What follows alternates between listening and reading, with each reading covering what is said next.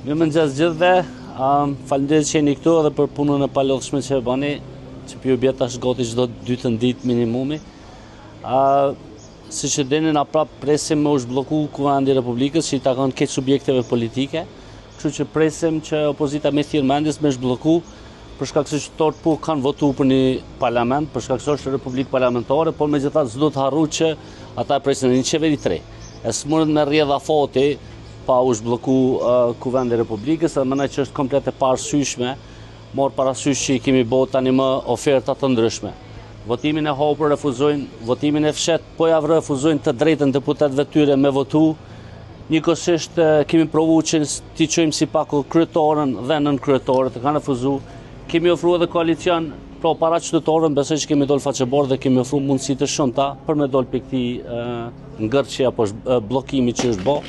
Tash po besoj që opozita e ka rodhën për me zhblloku Kuvendin edhe me prit qytetarët për me formu qeveria. Çka nëse opozita se zhbllokon, çfarë do të bëni ju? Do ta ndroni apo vazhdoni me atë asgjë? Jo, për shkak se siç e dini, me kushtetutën ata kanë propozimin neve, aty nuk thotë që na duhet me konsultu me të tjerë për me pa nëse ju pëlqen të tjerëve apo jo.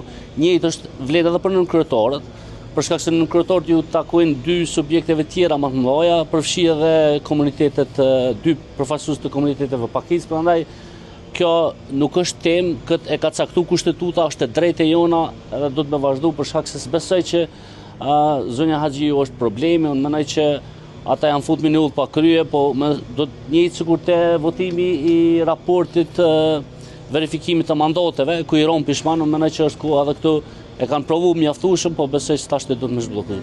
E pse ka shumë insistim për Ajkuljenën? Po të që na nuk kemi të insistuar, na kemi propozuar është një drejtë që na takon me kushtetutë. Gjykata kushtetuese ka thonë fituesi e bën propozimin, edhe Kuvendi i takon këtë subjekteve politike.